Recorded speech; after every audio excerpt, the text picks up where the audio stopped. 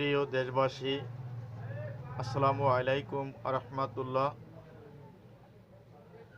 আপনারা অবগত আছেন যে আমাদের ইসলামী সমমনা 8টি দল একত্রিত হওয়ার পরে আরও 2টি দল এই ইসলামী দলের সাথে সংযুক্ত হয়। তো বিশেষ করে আমি বলবো যে আমাদের আকলাক টিভি এবং সলেমান টিভি তারা বিভিন্ন সময় বিভিন্নভাবে কোনো ইসলামী দলের কোনো একটি দলকে ছোট করার ব্যাপারে অনেক সময় অনেক কথা বলে। আমি তাদেরকে এই উগ্রবাদী কথাবার্তা বলার ব্যাপারে আমি তাদের এই কথার ব্যাপারে আমার আপত্তি। তারা আমাদের এই দলকে ছিন্ন ভিন্ন করার জন্য বিভিন্ন সময় বিভিন্ন কথা বলে। তো আমি মনে করি জামাত ইসলাম ছোট দল, সেটা আমি বলি না। ইসলামী আন্দোলন ছোট দল, সেটাও আমি বলি না। আমি সব দলকেই বড় মনে করি।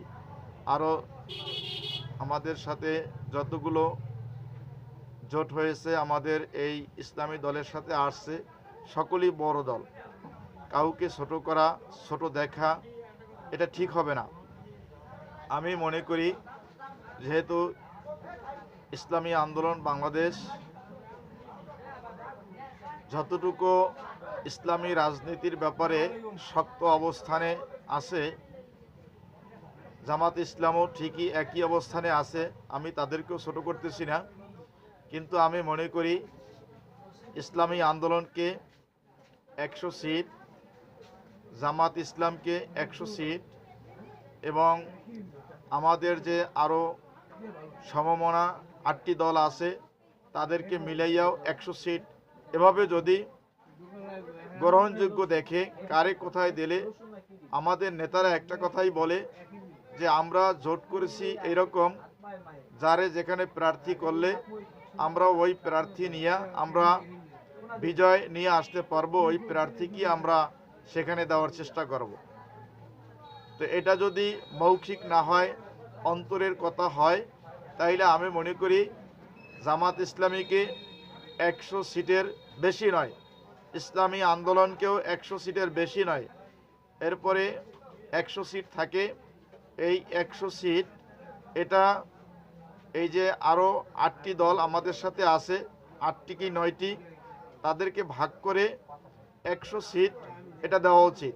আমার মনে হয় যদি এভাবে আমরা আন্তরিকভাবে সদায় খেয়াল করে যে আমরা আসলেই কেউ বড় কেউ ছোট এটা মনে না করে, যারে যেখানে প্রার্থী করলে আমাদের জিতে আসা সম্ভব হবে তাকে সেখানে প্রার্থী করা উচিত। তো এই আকলাক টিভি এবং এই সলেমান টিভি এরা বিভিন্নভাবে বিভিন্ন সময় এক এক রূপে কথা বলে। এই রূপটা আমার পছন্দ হয় না। তারা কেন এইভাবে ইসলামী দলকে নিয়ে ছোট বড়, অমুক দল ছোট, অমুক দল খাটো, এইভাবে কথা বলবে? এটা অগ্রহণযোগ্য, এটা গ্রহণযোগ্য না। আমরা এই বৈষম্য বাংলাদেশে আর দেখতে চাই না। আমরা চাই কোরআন পূর্ণাঙ্গ সংবিধান।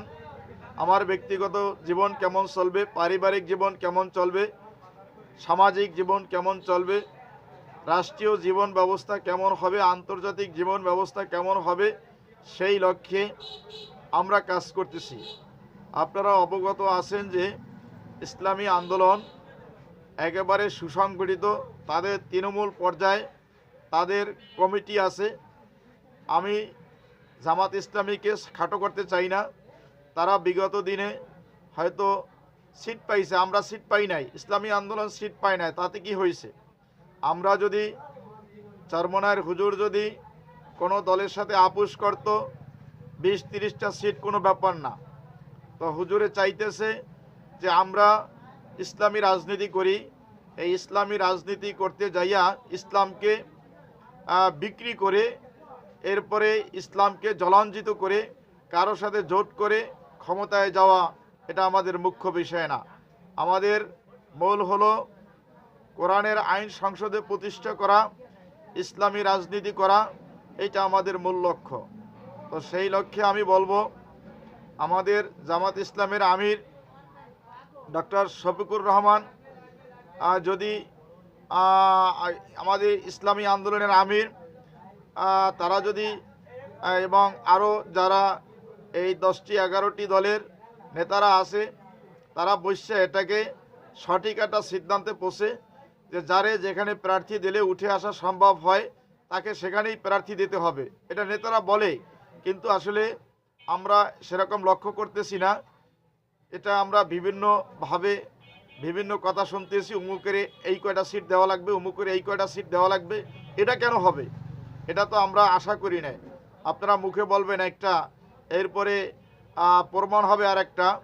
আমরা যেন এটা যারা আমরা মাঠ পর্যায়ে আসি আমরা যেন এটা দেখতে না পাই। যেইভাবে যারে যেখানে সিট দিলে আমাদের জেতার আশা আছে তারে ওইভাবে ওই জায়গায় সিট দিতে হবে। এনসিপি সহ যেহেতু আমরা ঐক্য করতে পেরেছি, ঐক্যের যেন ফাটল না হয়, ঐক্যের ব্যাপারে আপনারা যেন নেতারা যারা আছেন তারা যেন এটারে দ্বিমত না করেন, এই আশাবাদ ব্যক্ত করে আমার কথা এখানে শেষ করছি। আসসালামু আলাইকুম ওয়া রাহমাতুল্লাহ।